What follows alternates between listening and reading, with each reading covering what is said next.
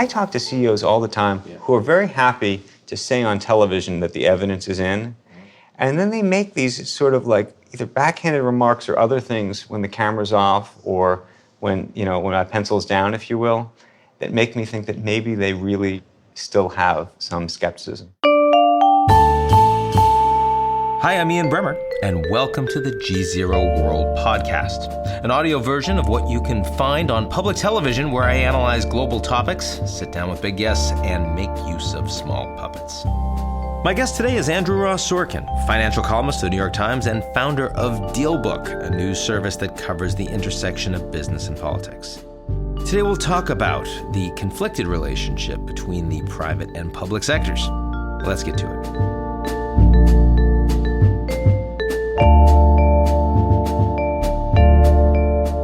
The GZERO World is brought to you by our founding sponsor, First Republic. First Republic, a private bank and wealth management company, places clients' needs first by providing responsive, relevant, and customized solutions. Visit firstrepublic.com to learn more.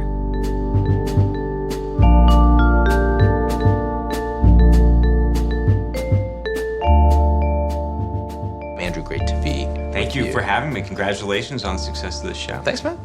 I love it. Part of it now. It's awesome. Let me start off because I was just talking about climate. And we kind of know that there's, I guess it was Henry Paulson right. that said that there is a time for evidence collecting and a time for action. On climate, which of those are we in right now? Oh, goodness. It depends who you are and what you want. I think within the business community, there are some that actually have taken action and are in the action category. That, by the way, that's not the energy companies. That's the Coca-Colas of the world who've been thinking about some of this for quite some time. And then on the flip side, I think you do have, energy companies, I don't want to say they haven't thought about it. They've thought about it, but I think that they're trying to hold off on this as long as humanly possible because from an economic perspective, that probably It's a business model problem. It's a business model. They have a business model problem. So what are they going to do? And then I think there's a lot of people talking about it because guess what? It sounds good to talk about. Are they actually taking steps? I think we're gonna have to see. I think the jury on climate.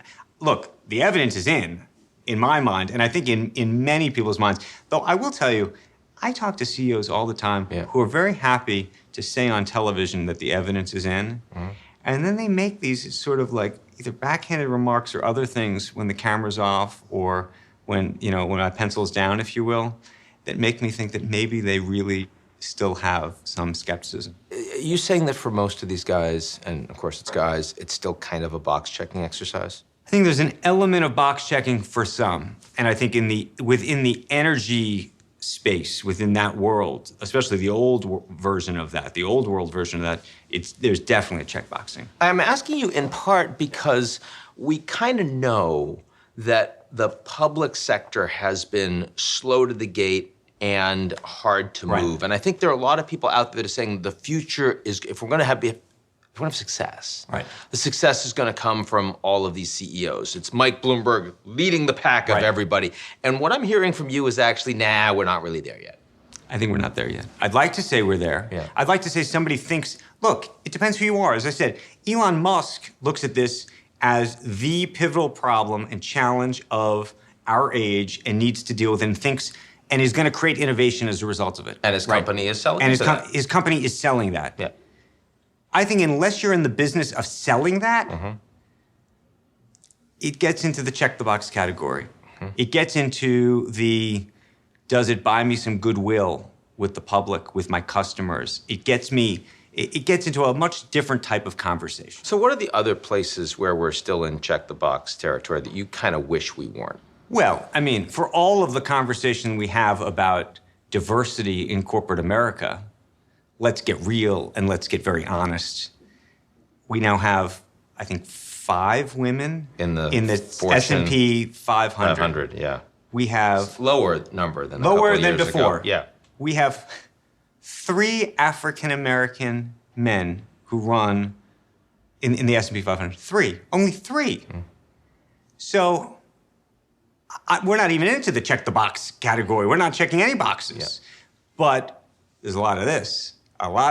And so the real question, I think, is going to be, you're not going to see it in the next year or two, despite all the conversation. I think this is like a 10-year game. And the question is whether, if we sat here a decade from now, you would see a very different looking group of leaders. Now, it's interesting that, of course, you say 10 years, because it was 10 years ago that we had the financial crisis. It was 10 years ago that Andrew Ross Sorkin became a household name because of the work that you did on Too Big to Fail in outlining that financial crisis.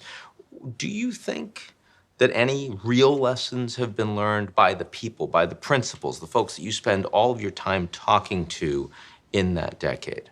I do. I think that if you were in that moment, in that time, I think there were a lot of lessons that actually were learned. Mm-hmm. The unfortunate part, I would contend, is that the leaders that were, and I don't know if it's unfortunate, some people would say it's very fortunate, most of those people are not running the banks anymore. Right. So you have a new generation who lived through the crisis, but I don't know if they lived through it at the same level in terms of who's now running them, who's now running these institutions, and what was taken from it. I think there's less risk in the banking system today.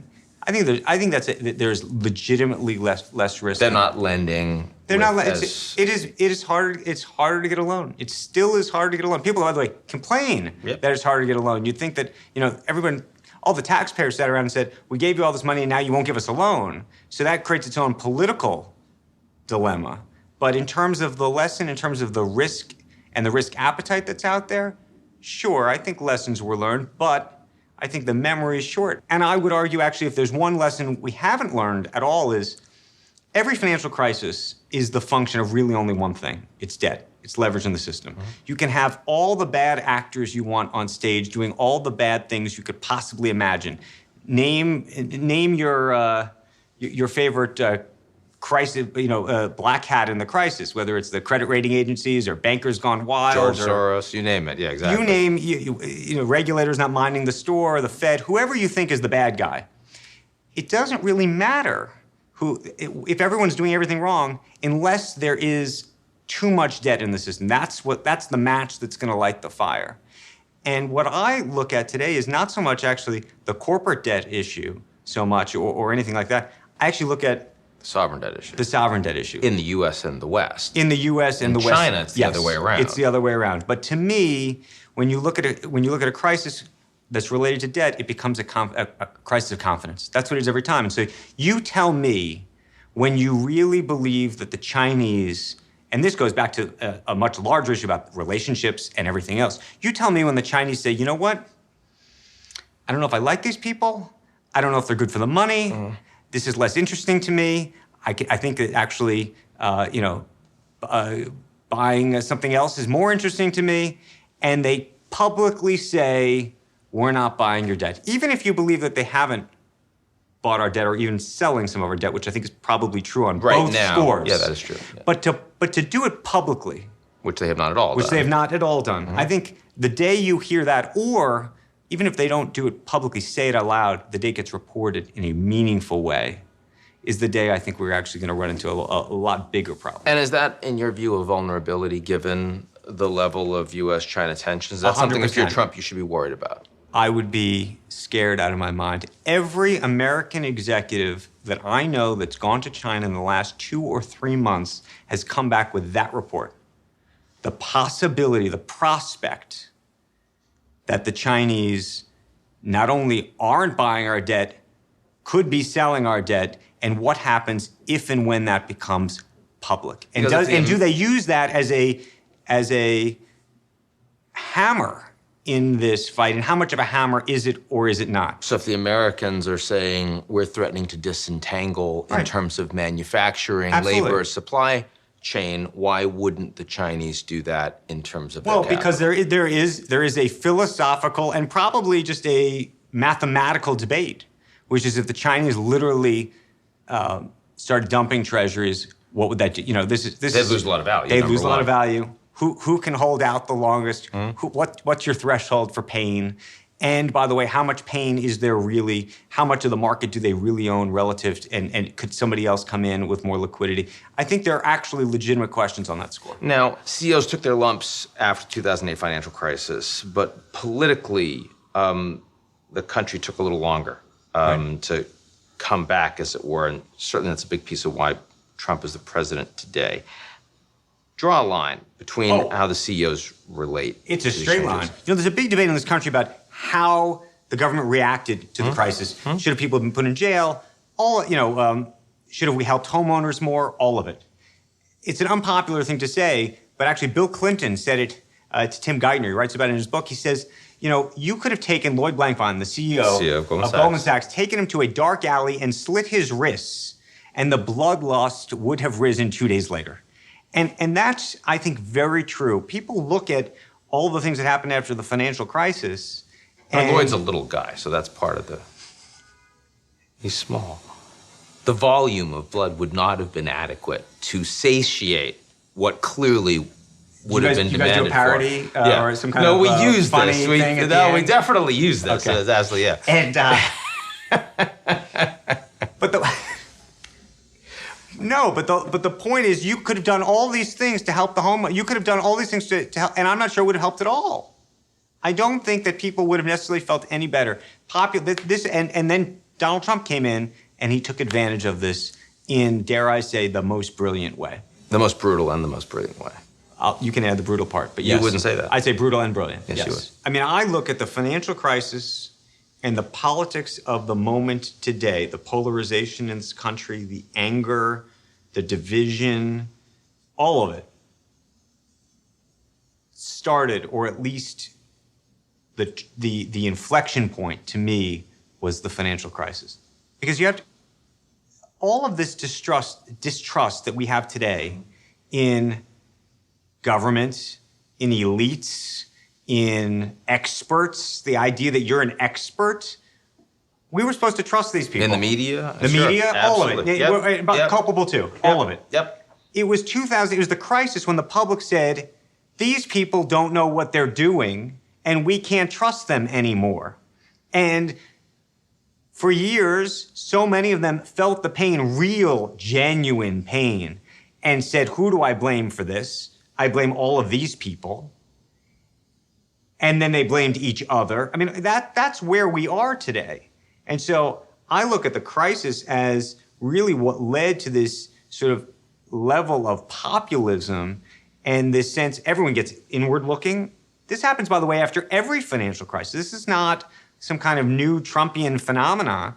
Every time there's a deep financial crisis, it is followed by populism. There's a huge debate in this country about what the government should have done in that period, whether they could have helped mortgage owners or done other things, or were too nice to the bankers. Yeah, sure. People had gone to prison. Bunch of people. Yeah. A lot of folks talk about fiduciary responsibility, that we have an obligation to maximize shareholder value. Those are the people that really matter. And that brings us to the box checking exercise and why a lot of people that aren't shareholders think that capitalism is broken. Right.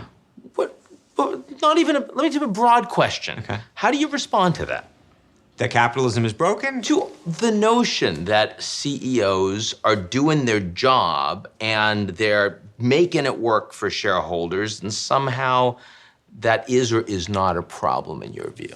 Oh, I think it's a problem. I think it's a problem that's very hard to see in the stock price until it's in the stock price. And that's the conundrum. I think that the way the whole framing of the conversation around ESG, which is environmental, social, and governance issues, and just this idea, this kind of feel-good effort, you hear a lot of CEOs now talking about whether they want to be activists and whether they're going to, be part of gun reform, or they're going to deal with climate, or on all of these different issues. Some of them are real, and some of them are marketing. And what you said, categories. So where are your categories of leaders that are not where they need to be right now? Tech writ large.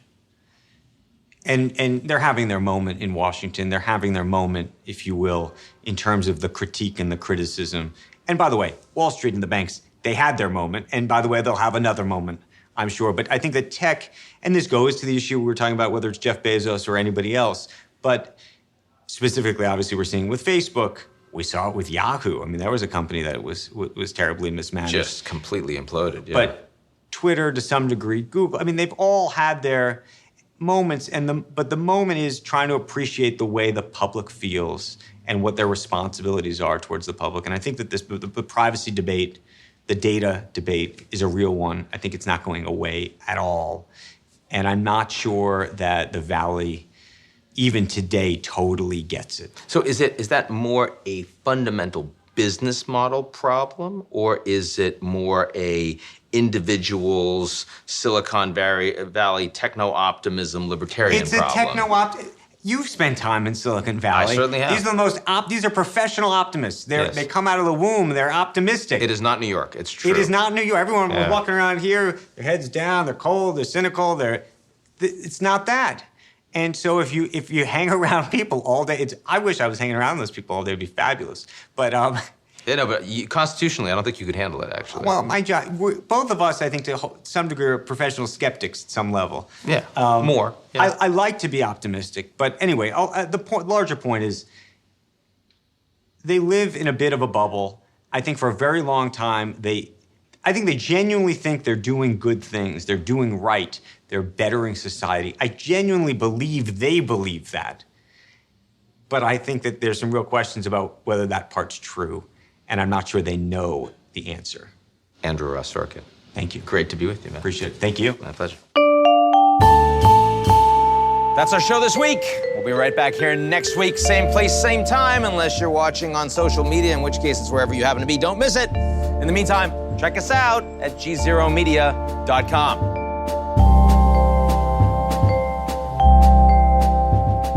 The GZERO World is brought to you by our founding sponsor, First Republic.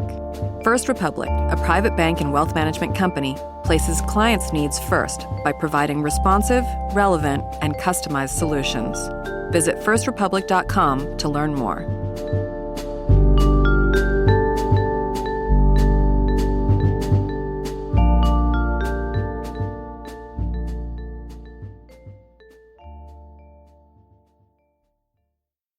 You're listening to the GZERO World with Ian Bremmer podcast, your weekly geopolitical deep dive into the world's biggest news stories, featuring in-depth conversations with global leaders and newsmakers. To get more of GZERO's insights on global politics every morning, sign up for our free newsletter, GZERO Daily, at GZEROmedia.com.